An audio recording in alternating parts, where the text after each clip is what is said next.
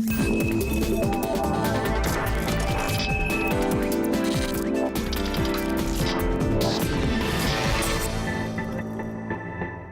to the Keiser Report. I'm Max Keiser. Welcome to the Year of the Horse. So said the BBC News subtitles as we enter the Chinese New Year, which is, of course, is called the Year of the Horse. Alas, I believe the BBC's Freudian slip revealed a lot more about the true state of the British and global economies, that which is not allowed to be said publicly by the likes of the beloved Beeb. If you think about it, the elites in government, think tank, and business have been forcing public assets and their populations to turn tricks for bankers using the pimp slap of death until the financiers plug those national assets with one too many loads of debt and then abandon the toothless hag of a nation screaming for more debt crack all the way to the glue factory. Yes, welcome to the Year of the Whores. Stacy? Max. Well, you know, speaking of laughing and screaming your way for more debt on the way to the glue factory, we might want to look here where there's been a lot of horse riding going on. Real wages have been falling for the longest period for at least 50 years, ONS says. Real wages have been falling by 2.2% a year in the longest sustained period of falling real wages in the UK on record. We'll look at this chart that accompanies this. It's from 1964 to present, and it's average earnings growth with RPI, inflation stripped out, and this is from the Office of National Statistics, and you could see that real wages have been falling consistently since 2010. This is the longest period, Max, since the past 50 years. Because wages are not needed. If you think about it, the nation pays its bills by collecting taxes. But since the central banks, in particular the Bank of England, simply prints money and hands it over to speculators who jack up prices of assets like real estate, and then they extract wealth to go spend on consumer stuff, you don't need wages, you don't need the taxes. You don't need taxes to pay your bills. The government doesn't need taxes. Therefore, there's no focus on increasing wages because they don't need the wages. The people who live on wages, month to month, on wages, are slowly being exterminated because they're not needed. Oh, they're only needed to borrow money. You're only as good as the amount you can borrow at Wonga. If you can't borrow anything at Wonga anymore, you're of no use to this nation, and you might as well just top yourself. And just like all those young women who are trafficked into the sex trade, here these people are trafficked into the debt trade. And they always end up looking the same, haggard and you know, addicted at the end of it. And their whole situation gets worse and worse the longer they participate in the game. So in the UK, in terms of wages, those who basically bought this financialization of the economy, we see real wage growth averaged 2.9% in the 1970s and 1980s. 1.5% in the 1990s, 1.2% in the 2000s, but has fallen to minus 2.2% since the first quarter of 2010, the ONS figures showed. And yet, the rhetoric the whole time, whoever the pimp is telling them they're doing better and better all the time, and people seem to really believe it. Maybe they're so addicted to the debt that they think they're doing better. Well, it's a poison chalice, this debt, because it is finite. Whereas the interest costs on the debts are infinite and will never be paid back. That's why there will be a global recalibration of the currency markets against something that has value like gold. And for those people who are being completely forced off the grid, they are into cryptocurrencies like Bitcoin as the only salvation they have to maintain any kind of personal sovereignty. Here in Britain, because so few people have individual sovereignty because they have no savings, the nation itself cannot claim to have genuine sovereignty above and beyond the debt crack whore slingers in the city and around the world. Therefore, it's a vassal state, it's an occupied state by debt crack slingers, debt whores. And of course, when you think about debt whores, I think about Christine Lagarde. I don't know why, but there she is, the IMF, and she just has this smarmy-looking face of a debt crack whore. But that's all I'll say about that. Of a debt crack horse. Yes, because it's... She has a horsey look about her, too, like some of those, royals. There's Christine Lagarde. She's got that, aristocratic horsey look. It just so happens that here in the Year of the Horse, the BBC equates horses with whores. And apparently somebody over there either A, really knows the state of affairs, or B, they've got Dr. Freud as their title. No, it's an algorithm that does those titles, so the algorithms know more. We're in an algorithmic world of driven by finance based on high-frequency trading, so the algorithm knows. It knows the truth. It sees the truth. And you mentioned gold bullion, and this brings us to the other aspect of financialization. Not only are real wages going down, they're convincing you to get onto the roulette wheel of housing, and this is the only way to get rich. Well, I realize that, you know, all these properties, and we've pointed them out many times right behind us, they're actually only being sold to Chinese investors, Asian investors, for example. They don't even market them to British people anymore. And so the reason why I see this is because they're talking about 35 million pound houses, for example, being sold. On 35 million pounds, Max, the storage of 35 million pounds worth of gold bullion would equate to up to 175,000 pounds a year. Here, the property tax, the annual council tax, is about 2,500 pounds on that. So what are you going to do? Spend 175,000 pounds storing gold bullion, or buy a property here and never look back? No, I saw you tweet about this, and it's an excellent point. One of the reasons why you have a housing bubble here, and the Telegraph, by the way, this week just said that the London market in real estate is now entering bubble territory.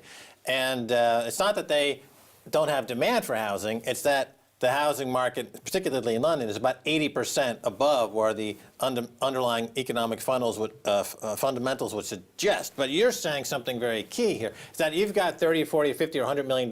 You're a Chinese investor who's made a lot of cash by milking and bilking the China, People's Bank of China, for all the free money that they've created. You can put it into a gold vault and pay 1% or 1.5% or 2% a year in storage. Or you can just buy a property up in here on Millionaires Row in London, and they charge you a fraction of a fraction of a fraction in terms of a council tax. So it's virtually free storage of an asset that's going to go up with all the money printing. Yeah. So that's why there's less demand for gold, because you're paying less than 2% storage fee to buy a 30 or 40 or $50 million shack on Millionaires Row in London, and they don't maintain it. There's no maintenance. Yeah, these houses are falling apart. Well, I'm going to go into that. It's actually not Millionaires Row, Max. It's called Billionaires Row. So let's talk about this article you're referring to. And it's called Inside Billionaires Row, London's Rotting Derelict Mansions Worth 350 million pounds. The North London street where billionaires can buy homes, never live in them, let them rot, and still make millions. They found the Saudi royal family, for example, owns 10 homes side by side, not doing a single bit of maintenance. They've never lived in them for 20 years. The people of the UK, of course, pay for maintenance of the roads outside it, around it, the police force that make sure nobody's breaking into these dilapidated homes. But here you have this aspect of parking their wealth. This financialized system has created haggy-looking homes. So the derelict homes are a way to park cash that is going to increase in value because of the money that's being printed to bail out the zombie banks. It's cheaper than buying gold or silver, so why buy gold and silver? And it is subsidized by the very people whose wages are crashing relative to the money printing. So the people who are getting forced onto the reservation here in the UK, where the public services will be cut off, where heating is no longer affordable. You have fuel poverty, food poverty, and just poverty. Those people are living a life that is equatable to a third world nation, while the Saudi royal family just puts 30, 40, 50, $300 million into a chunk of real estate on Billionaires Row, pays no maintenance at all, and benefits from all the money printing of Mark Carney and his central banker friends. And actually, The Guardian spoke to a man who was walking down the sidewalk, the pavement down there, and he was an Iranian guy. He didn't say his name, but he did say it was actually a horrible neighborhood to live in. He lived there, and he said because nobody's here. So it's deserted, it's dilapidated, all these homes are dilapidated, and there's the traffic on Bishop's Avenue is really fast. So he said it's not even worth living here, and yet the property prices are so high because it's like a bullion vault. And in fact, the mayor, Boris Johnson, has defied Downing Street to call for taxes to be cranked up on owners of vacant properties. He told city investors this month, quote, "London homes aren't just blocks of bullion in the sky." Right, well, that's exactly the point, is that this is an asset that's not being used in a way that would be germane to a functioning economy that's benefiting those who are contributing into the economy, either through by paying for the roads, paying for the services. Those people are being penalized by substandard wages, while their foreign investors are basically turning huge swaths of the capital into a feral nightmare of rat-infested billionaire mansions used purely for speculation that in the end will cause even more economic dislocation. So I think London's probably the only place like this. Like if you bought a place in Manhattan, they're paying, you know, up to 2% of the value of the home per annum on property taxes. Here it's just not even a fraction of it's like a Satoshi they're charging them. Yeah, well, I mean, the property in the UK is what cheese is to the French. It's a national obsession. People believe that it's only one way to get rich, and that's through property speculation. Their total identity is based on their homes. They watch Downton Abbey. They all want to live in Downton Abbey, and this is their identity. Finally, on this sort of episode about the year of the horse and our dilapidated financial system looking very haggy, why this Harvard economist is pulling all his money from Bank of America. This is Terry Burnham, and he's a former Harvard economics professor and author of Mean Genes and Mean Markets and Lizard Brains. And he says that he's pulling his $1 million out of Bank of America. And why? Why do I risk starting a run on Bank of America by withdrawing my money and presuming that many fellow depositors will read this and rush to withdraw too? Because they pay me 0 interest. Thus, even an infinitesimal chance that Bank of America will not repay me in full whenever I ask switches the cost-benefit conclusion from stay to flee. So he said, for example, my $1 million, if there was even 1% chance that they would collapse and not be able to give him his money immediately, that he should be paid $10,000 per year for that risk. Right, he makes the very same conclusion that Bank of America, with his $1 million in deposits, they've loaned $100 million out through the fractional reserve banking system, and that therefore, the chances of him not seeing his money are palpable. He should be paid at least some rate of return for that risk. He's getting no rate of return. It makes no economic sense to have your money in a money center bank in the US or the UK and get 0 rate of return on that money. You're just asking for trouble. You know, we told everyone to pull their money out of these banks 7, 8 years ago and buy gold and silver. When gold was at 400 and silver was at 7, we told them to buy Bitcoin when it was 5. And for the very reason, these banks are going under because they have too many. Anyway, we got to go. Stacy, see you around. It's the year of the horse.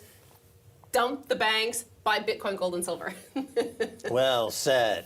All right, stay tuned for the second half. A whole lot more.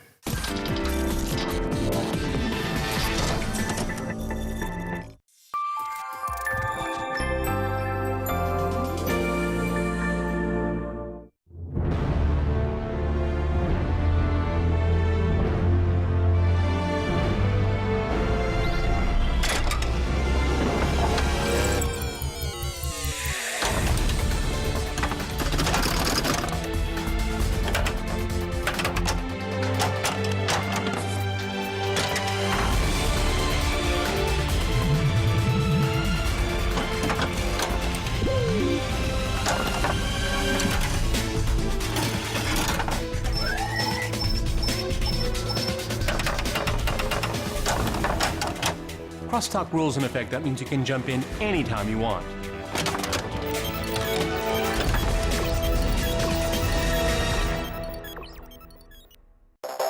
Berlin, New York, London.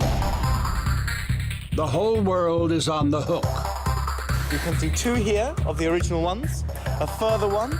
Down the end, there are a further 2 hanging off the corner of that building. At the end of the street, another one. The more transparent society gets, the muddier the puppeteers become. We see military and state and police forces mobilized against people who blend into the city, who inhabit the city.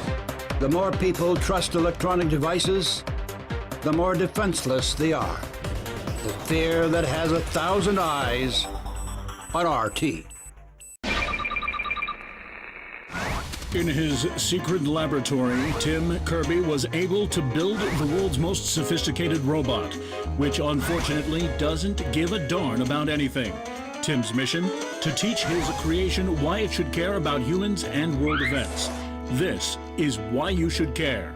Watch only on RT.com.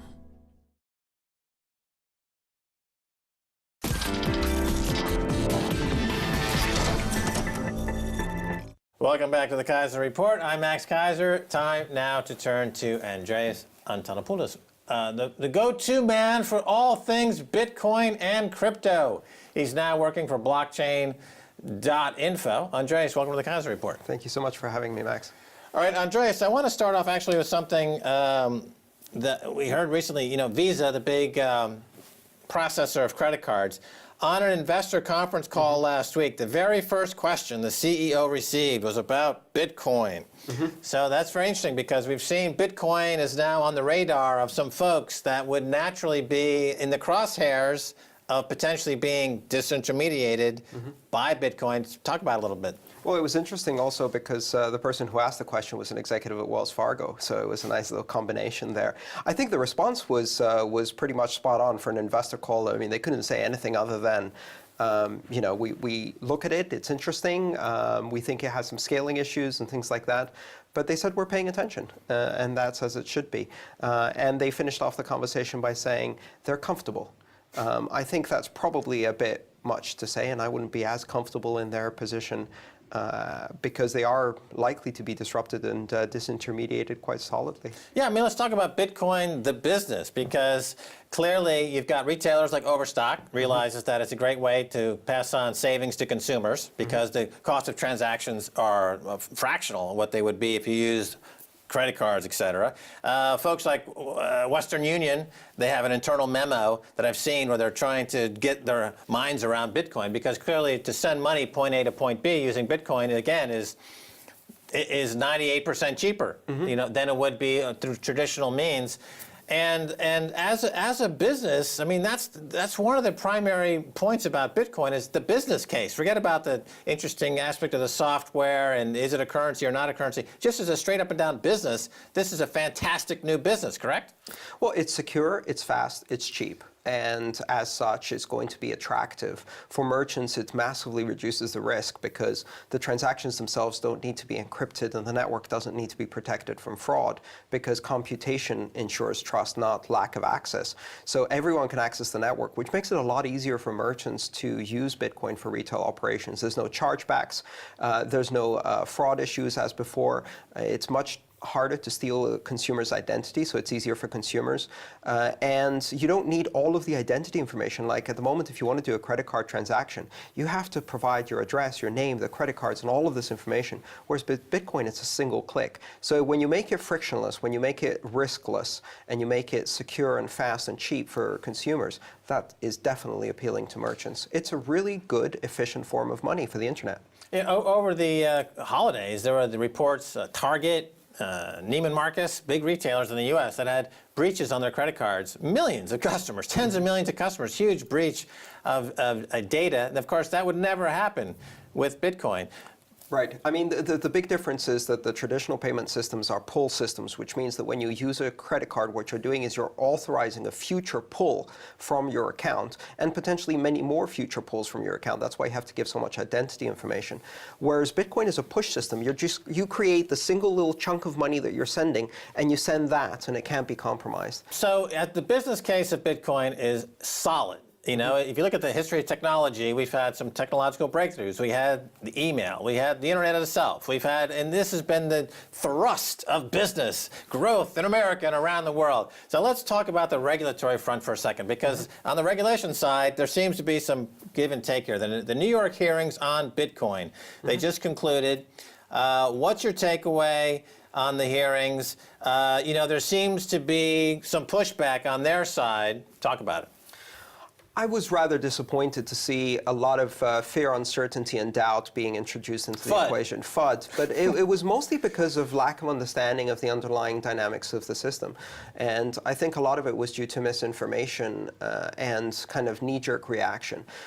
Over time, as people get to understand the Bitcoin business case and the technology a bit better, I think that fear is going to go away. You know, Bitcoin is not hostile to regulators. It's not hostile to law enforcement. In fact, it's very easy to do law enforcement on Bitcoin.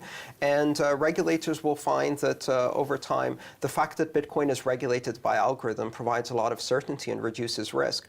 I think eventually banks are going to adopt Bitcoin and use it, and will be very happy to use it as a very powerful medium. This is not at all different from what we saw in the early days days of the internet, when there was a lot of FUD and people couldn't quite see how this technology would provide benefits. What they saw was the dark side, and what they saw was the disruption it could cause to their business models. But eventually they began to see how this could generate its own economy and its own progress and jobs and innovation and growth, and for politicians also votes. And as a result, they started seeing the good side of it. We've already made the transition where the vast majority of the uses for Bitcoin are mainstream, they're positive, they're business-oriented. And as more people see that, I think all of these discussions are going to be part of the past. Now, within the Bitcoin community, there seems to be a little bit of a split, if you will. There's one camp that's going down the path of the white coin or coin validation, that coins need to be identified as clean, or they need to be friendly to the regulators. I mean, when I started to see that, it seemed to me to go completely against the ethos of Bitcoin, and it also opened up some problems in terms of, you know, not to get too technical, but the fungibility debate or issue. But what are your thoughts on this idea? Because the hearing certainly played into the hands of the coin validation crowd, who were, you know, sent an email around saying, look, you see, this is what's needed. But what do you think about this? I think there's a lot of misunderstanding as to whether Bitcoin is anonymous or untraceable. And of course, Bitcoin is not anonymous, and it is very much traceable. However, what it does is it enables people to achieve some basic privacy, which then takes some effort to undo. But if you have a targeted reason for law enforcement to track something, they can track it quite easily. Now, tracking every single individual coin is something that we don't do in the banking system, and we don't do in cash, and we certainly don't do through credit cards. And trying to do that would damage the fungibility of the coin and would create a more, let's say, totalitarian coin, which is really unnecessary, because law enforcement certainly has the tools, as they've demonstrated, to stop bad actors using Bitcoin. And in fact, it's very convenient for law enforcement. Like, for example, if you want to trace a payment through the traditional banking system, you have to go and do subpoenas to every single intermediary who's touched that money. Whereas with Bitcoin, you have a centralized ledger that can be used to track bad uses of the currency. So I think this is a lot of misunderstanding about the core value of the currency, and eventually we're going to see these discussions fade away. You think they'll just fade away? Yes, absolutely, because the utility will override these instincts to control, which are really driven by fear, and that fear is driven by a lack of understanding of how the system works. On the finance side of things, the need for fungibility is clear. When you're making markets in any kind of security or currency, the market maker needs an inventory of that particular security or currency, and they need to be able to transact things like short sales, which tend to be, that's where the fungibility comes in. You know, people don't understand when they open a brokerage account, for example, their stock is owned by the firm, and then the firm can lend that out, and it's fungible in a sense that there is a CUSIP number attached to those securities, but they're not considered part of the equation when they're making markets in those securities. So by identifying coins in a way that some are suggesting, it eliminates the ability to create a robust, active market-making function, which is necessary, which opens up the question about derivatives. Now, there is plenty of room for derivatives on Bitcoin. The name derivatives suggests that prices are derived from something. The problem with the current derivatives market is that the prices are derived from prices based on other derivatives. Whereas if the prices are derived from Bitcoin, Bitcoin is like gold in this sense, and you have a solid valuation for Bitcoin. So you shouldn't be afraid of derivatives in the same way that they are being spun these days. Your thoughts? The underlying asset itself is deterministically issued, and that creates some certainty. So you can expect that at a certain point of time, a certain number of Bitcoins will exist. And you can base that and understand what the monetary supply will be at any point in time in the future. And that gives you a level of certainty that allows you to evaluate the value of derivatives built on top of that. So it creates a solid, sound money supply underneath. I think we will see derivatives, and I think that derivatives will allow the kind of contrarian speculation of shorts that are probably necessary to stop these lurches and to create less volatility. Now, we've seen volatility in the currency decrease every single year as the pool of liquidity gets bigger. You get less sloshing around of liquidity every time someone sneezes in the media. But you know, the introduction of shorts would probably make that better. Right now, when there's really good news, there's nothing to constrain the growth of the price, so it shoots up very rapidly. And if you had but it's shorts, exactly the same with an IPO of an over-the-counter stock, where they're only releasing 5% of the stock. There's nothing to short, and you had these 2, 3, 500% pops. going back to the dot-com boom. And then they reset to a more rational values after. And these are not really bubbles being inflated and popped. They're really just overreactions and overcorrections to the market pricing underneath. I think shorts will give us a bit more stability. So I don't see any problem with these derivatives, especially Right, because on the a sound underlying money. asset is sound. I mean, Exactly. people make the comparison to gold. And even James Turk, who is one of the biggest names in gold, just came out and said, the debate is over. Bitcoin is here to stay. And I know James for a long time, and we've talked about it. He says, yes, you can make the case that Bitcoin is gold in the sense that it has unimpeachable value. There's a limited supply. And it has all the attributes of gold. But it can be teleported, and that's the brilliant part of it. It's gold without the physical burden of carrying it around or trying to slice it into smaller pieces. It can be teleported across the world for very little cost or no cost at all.